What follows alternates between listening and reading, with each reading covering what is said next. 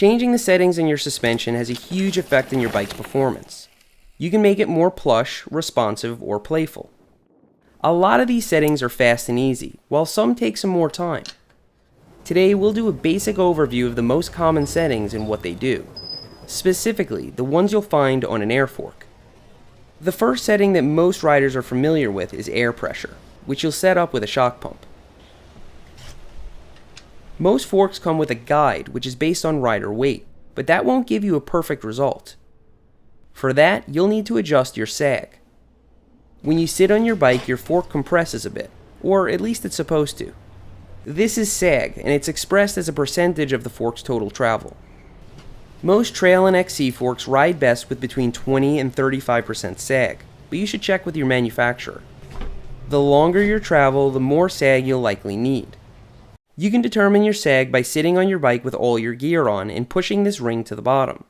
When you get off, the position of the ring will indicate your sag. The Pike even has a guide printed on the stanchion to make things easier. More sag makes your suspension feel plush, which helps you maintain control on chunky terrain. Less sag makes your fork more responsive, but that's only beneficial when the terrain is more moderate or flowy. If you like riding street, for instance, you can get away with very little sag. Even with proper sag, aggressive riders will sometimes find themselves bottoming out.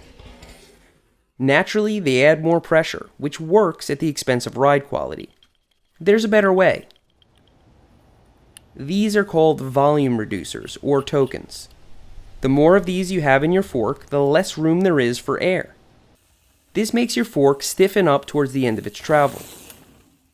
You'll hear people call this progressive travel. The opposite would be linear travel.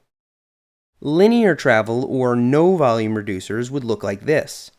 Green indicates the part of the fork's travel that's real supple and squishy, while red indicates firmness. As we reduce the volume, or add these expensive pieces of plastic, the travel becomes more progressive. Reducing your fork's volume is easy. Just order the right reducers for your fork, let all the pressure out, and install them on the top cap.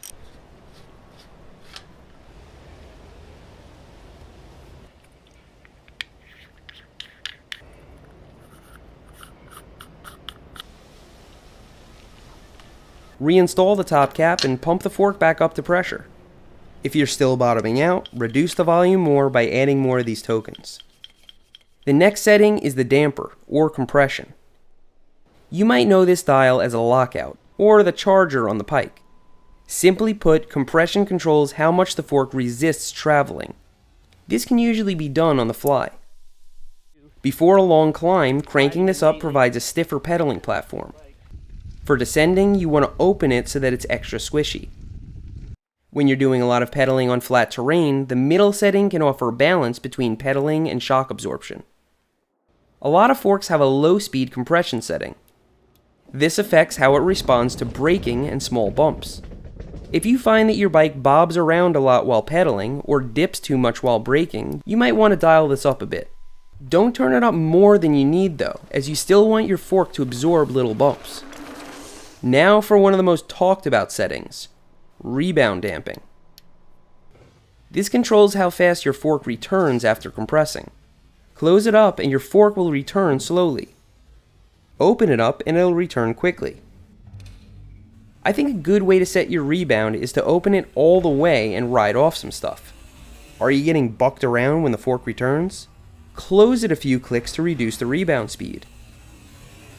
You'll find that slower rebound makes drops feel really nice, but crank it up too much and it won't return fast enough for the next bump. Personally, I like my rebound on the faster side since it makes for a more responsive and playful ride. So now that we have a basic understanding of the settings on your fork, let's have some fun. We've seen a few clips of this guy throughout the video, and some of you might recognize him. Meet Clint Gibbs, a fellow YouTuber who races XC and cyclocross. Today, he was able to clock a time of 2 minutes and 58 seconds on this course here at Santos. I thought it would be fun to max out his compression and rebound and record his time again. First, we cranked the compression all the way up, which makes the fork all but locked out. When sprinting and climbing, this would have been a benefit, but this course gets pretty chunky in some sections. For Clint, it was harder to maintain control in the rough sections and transfer power to the ground efficiently. In the end, he fell short of his fastest time by a full 9 seconds. That's a lot for such a short course, which shows how much of an advantage suspension really provides. Next, we closed up his rebound as much as it would go. Pretty hilarious, actually. Fox lets you close the rebound to a ridiculous level. This would be interesting.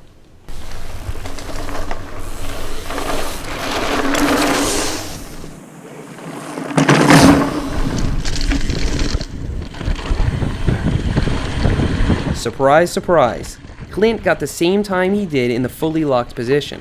Feels very similar to when the bike is fully locked out. The first hit is okay, but it packs up and it just felt so harsh. With a slower rebound, your suspension doesn't have enough time to set up for consecutive bumps. So it keeps sinking lower and lower into its travel until it finally bottoms out. So what about fully open? So now we're gonna go all the way out to number 0.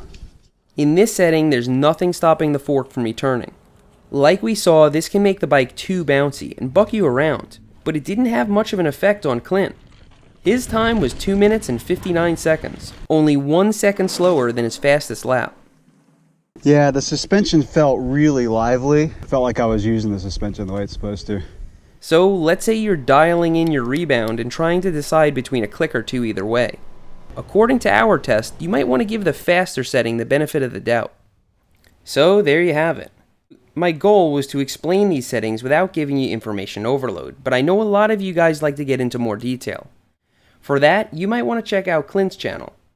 He does long-form discussions on all sorts of stuff, like XC, cyclocross, geometry, you name it. I left some links to his videos in the description, as well as some charts, articles, and parts you can use to adjust your suspension.